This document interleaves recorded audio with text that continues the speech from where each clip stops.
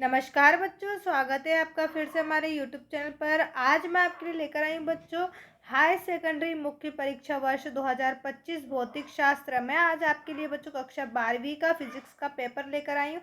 तो देखते हैं कि आज के पेपर में आपके कितने ऑब्जेक्टिव सही रहे और कितने आपने गलत करे। तो वीडियो को शुरू से अंत तक ज़रूर देखें बच्चों, क्योंकि मैं आपको सभी प्रश्न के उत्तर इसी में बताने वाली हूँ। कमेंट करके ज़रूर बताएं कि आपके आज के ऑब्जेक्टिव कितने सही निकले हैं और कितने गलत निकले हैं। बढ़ते हैं अपने प्रश्न की ओर, जहां बच्चों आपको कुछ निर्देश दिए होंगे तो ये आपने ज़रूर पढ़े होंगे।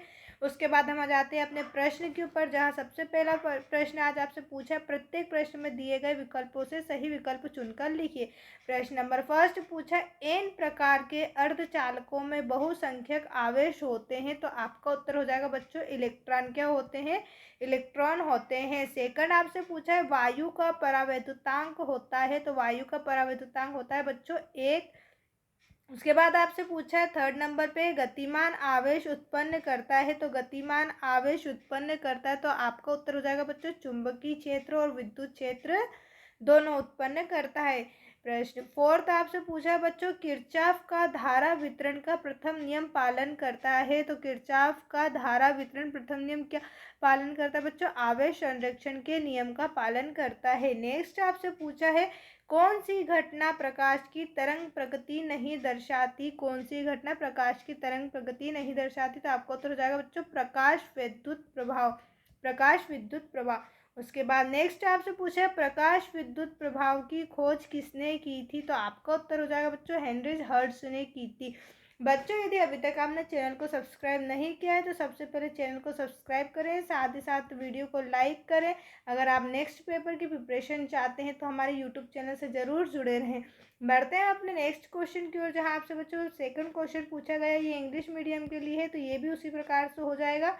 उसके बाद हम आते हैं अपने नेक्स्ट क्वेश्चन की ओर, जहाँ आपसे दिया गया है, स्तंभ आ को स्तंभ बा से मिलाकर सही जोड़ी बनाइए। तो फर्स्ट आपसे पूछा है प्रकाश की तीव्रता। तो प्रकाश की तीव्रता में बच्चों क्या हो जाएगा? फोटोन की आवृत्ति। फोटोन की आवृत्ति। उसके बाद है प्रकाश की आवृत्ति, तो हो जाएगा बच्चों फोटोन की संख्या। नेक्स्ट है कार्यफलन। तो कार्यफलन में हो जाएगा बच्चों सतह से इलेक्ट्रॉन उत्सर्जन हेतु न्यूनतम ऊर्जा। उसके बाद आपसे पूछा है बच्चों द्रव्य तरंग। तो द्रव्य तरंग में हो जाएगा बच्चों गतिशील कण। नेक्स्ट आपसे पूछा है देहली आवृत्ति। तो देहली आवृत्ति में हो जाएगा सतह से इलेक्ट्रॉन उत्सर्जन हेतु न्यूनतम आवृत्ति। नेक्स्ट आपसे पूछा हुआ है बच्चों प्रकाश की कणीय प्रगति। तो ये हो जाएगा फोटोन।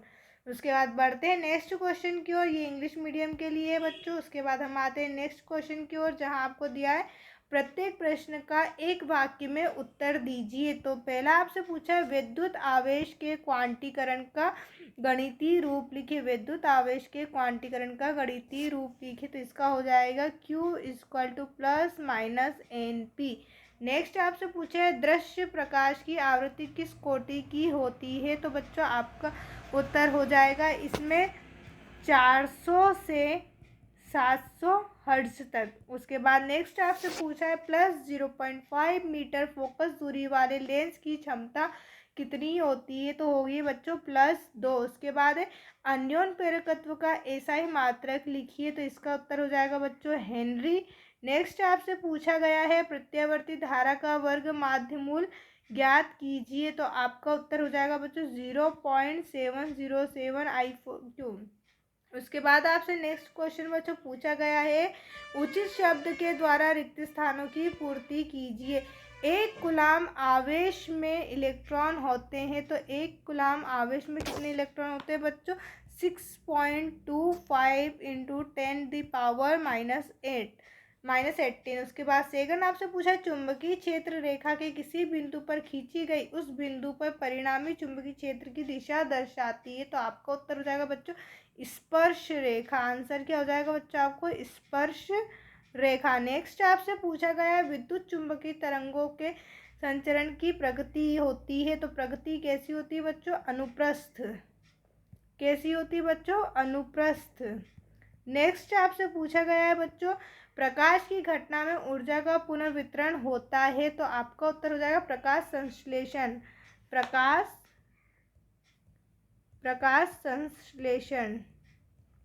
नेक्स्ट आपसे बच्चों पूछा गया है पूर्ण आंतरिक परावर्तन की घटना में अपवर्तन कोण होने पर आपतन कोण क्रांतिक कोण के बराबर होता है। तो आपका उत्तर हो जाएगा बच्चों 90 डिग्री।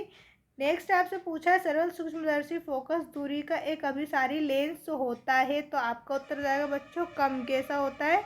कम होता है। बढ़ते अपने नेक्स्ट क्वेश्चन की ओर, जहां आपसे बच्चों नेक्स्ट क्वेश्चन पूछा गया है सत्य अथवा असत्य लिखिए।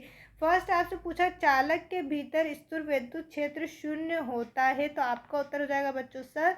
सेकंड आपसे पूछा चुंबकीय क्षेत्र रेखाएं सदैव बंद पाश बनाती हैं। तो आपका उत्तर हो जाएगा बच्चों सत्य। नेक्स्ट है दीर्घ रेडियो तरंगों की आवृत्ति सर्वाधिक होती है। तो ये आपका असत्य है। एक अध्रुवित तरंग के लिए विस्थापन समय के साथ अपरिवर्तित रहता है। तो ये भी आपका असत्य हो जाएगा। उसके बाद नेक्स्ट आपसे पूछा एक पूर्ण चक्र के लिए प्रत्यावर्ती औसत धारा का मान शून्य होता है। यह आपका हो जाएगा बच्चों सत्य। इसी प्रकार आपको नेक्स्ट क्वेश्चन दिया गया है बच्चों प्रश्न नंबर 6 विद्युत चुम्बकीय प्रेरण संबंधित लेंज का नियम लिखिए। उसी के अथवा में आपसे पूछा किसी विद्युत परिपथ को अचानक बंद करते समय चिंगारी उत्पन्न होती है क्यों। इसी प्रकार आपसे सभी प्रश्न पूछे गए हैं। अगर आप इन सभी प्रश्नों की पीडीएफ चाहते हैं, उत्तरों की पीडीएफ चाहते हैं बच्चों, तो आप हमारे टेलीग्राम चैनल को ज्वाइन कर सकते हैं, जहां इन सभी प्रश्नों के उत्तर दिए गए हैं। साथ ही साथ आप चैनल को सब्सक्राइब ज़रूर करें बच्चों, और वीडियो को लाइक करें, अपने सभी दोस्तों के साथ शेयर ज़रूर करें। साथ ही साथ आप अगर और दूसरी वीडियो चाहते हैं, अपने नेक्स्ट पेपर की प्रिपरेशन चाहते हैं, तो हमारे यूट्यूब चैनल से ज़रूर जुड़े रहे। वीडियो को लाइक करना बिल्कुल ना भूलें। देखने के लिए आपका बहुत बहुत धन्यवाद।